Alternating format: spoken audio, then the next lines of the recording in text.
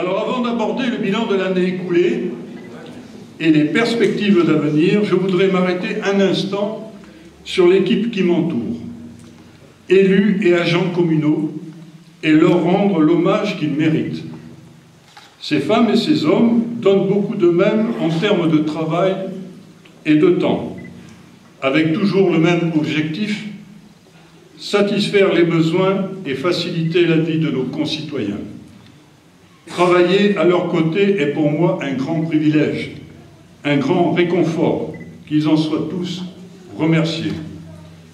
J'adresse enfin toute ma gratitude et ma reconnaissance à l'ensemble des représentants de la vie associative, maillon essentiel dans la vie de la commune. Associations qui permettent à la municipalité de réaliser de nombreuses activités éducatives, activités sociales, activités patriotiques, culturelles et patrimoniales. Sans revenir dans le détail de toutes les réalisations de 2014, je me limiterai à récapituler les points importants de l'année écoulée. J'évoquerai le début du chantier de la maison Godot. Vous savez, la maison qui est attenante à la mairie. Les travaux échelonnés sur 4 années sont réalisés dans le cadre d'un chantier d'insertion piloté par la commission locale d'insertion du Conseil général 83 et de l'association La Pierre d'Angle. La remise en l'état de la maison de Garéoul, tout particulièrement cette belle salle. Il ne vous a pas échappé la reprise des peintures et de l'électricité par nos équipes des services techniques, la réalisation d'un plancher acoustique, vous avez remarqué que le plancher ne craque plus comme les années précédentes, l'insonorisation de la salle par la mise en place de panneaux acoustiques et le remplacement des équipements de sonorisation. Les travaux d'entretien de la crèche avec le remplacement d'un sol souple et l'installation de 2 jeux pour enfants. La réfection de la façade de la chapelle Saint-Félix, grâce à toi, Christiane, plus l'aménagement de la plateforme qui marque la fin de l'opération de restauration du site. La réfection par les services techniques de la bibliothèque de l'Âge d'Or. Le démontage et le stockage de l'ancien moulin à huile qui sera remis en place après la rénovation de la remise située à côté de la maison Bertrand. Les travaux sur le réseau d'évacuation des eaux pluviales destinés à sécuriser les habitations de familles garéoutaises suite aux intempéries de février 2014. La réalisation d'éclairage à économie d'énergie sur le parking de la maternelle. Le montant de ces travaux plus les divers équipements approche les 300 000 €. À cela, il faut ajouter 630 000 € de travaux de voirie et d'eau potable. Ces opérations se sont effectuées sur le chemin André-Malraux pour remplacer les canalisations, mettre en place un système d'équilibrage des pressions au profit des habitants du quartier de Précové. Enfin, la réfection de cette même voirie.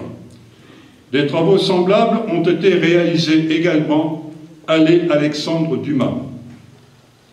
Sur les travaux prévus au programme 2014, il reste à réaliser la réfection du parking municipal, le grand parking, l'entrée du lotissement André-Paul et le chemin des Guines, ce qui sera fait dans les prochains mois.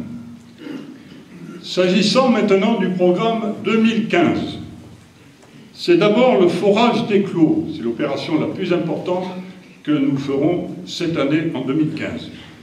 Opération qui assurera définitivement la sécurité en matière d'alimentation en eau potable avec un début des travaux fin janvier de ce mois-ci. Le remplacement des canalisations d'eau des allées Camus et Fernandel et des travaux de voirie pour un montant de 150 000 €. Ce sera également le lancement des travaux de raccordement au réseau de l'opération lotissement L'Olivier. C'est l'ex-stade, l'opération qui va se faire sur l'ex-stade Pognan. Le remplacement de la toiture de la salle de musculation et la prolongation du chantier Gonod phase 2. De nouveaux tracés seront réalisés au complexe sportif, en particulier pour le basket, pour répondre aux nouvelles normes imposées par les fédérations sportives. Nous sommes sous l'ère de la normitude. Toutes ces opérations ont été ou seront réalisées financièrement en très grande partie sur nos fonds propres, très peu d'aides ayant été obtenues des autres partenaires habituels. Il faut noter cependant la participation de la communauté Val d'Isole par le biais des fonds de concours. J'en profite au passage pour remercier mes collègues de la communauté de communes. L'aide de l'État se réduit, comme vous le savez, à une peau de chagrin. C'est ce qui se disait également hier à Roquebaron.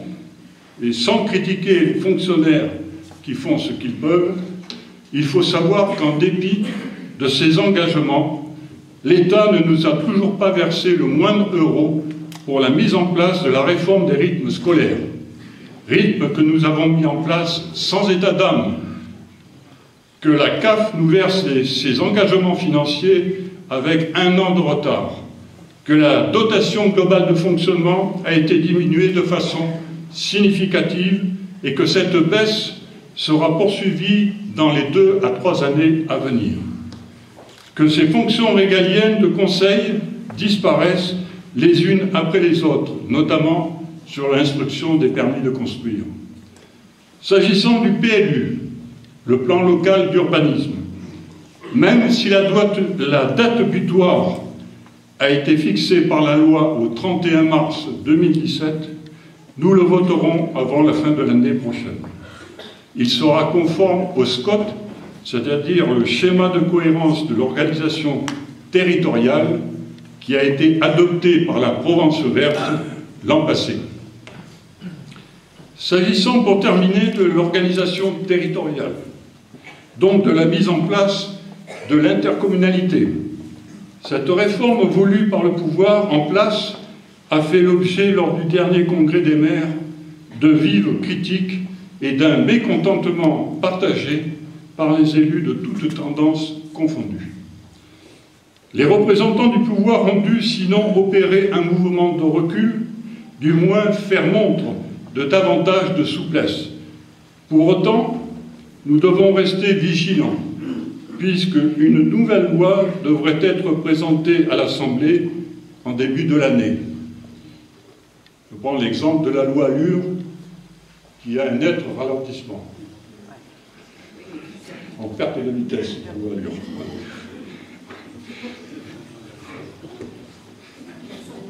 Aujourd'hui, faute de décision préfectorale, nous ne savons toujours pas si nous serons agrégés à une communauté d'agglomération regroupant en gros les composantes de la Provence verte, ou si nous resterons en l'état dans notre petite communauté de communes Val d'Isole.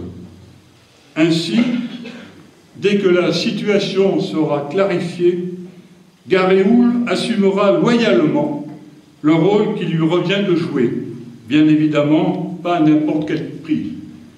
Pour autant, Garéoul a assumé depuis 2 décennies une partie de la vie associative, éducative et sportive du canton sans contrepartie. Nous sommes prêts à continuer et à mettre en commun certaines infrastructures de base, comme les écoles et les installations sportives. Alain Montier vient de réorganiser le syndicat de la voirie en mettant en pratique le concept de mutualisation des moyens. Les services techniques et administratifs de la commune se sont en quelque sorte substitués au cabinet d'études qui gérait jusqu'alors. Cela va générer sans nul doute une économie non négligeable. Les élus placés aux commandes de cette nouvelle entité, communauté d'agglo, communauté de communes, devront alors faire preuve de sagesse. Or, la sagesse, comme chacun le sait, est un concept qui se déplace comme un curseur entre la raison et la foi. La foi dans l'enthousiasme, la foi dans l'exercice de notre mission de service public, la foi dans les échanges et les contacts quotidiens avec nos concitoyens. La raison, c'est le discernement et la prudence, l'abandon de nos égos dans la gestion de la crise économique sociale et morale que nous vivons, partant de la prise en compte des capacités réelles fiscales de nos administrés.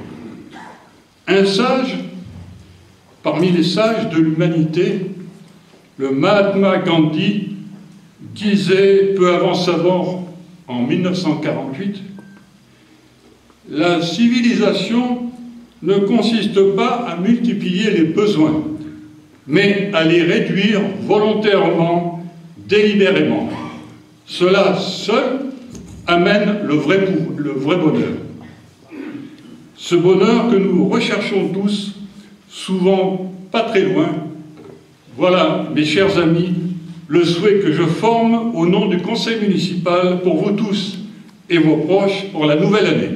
Bonne année et bonne santé à l'Anquébec.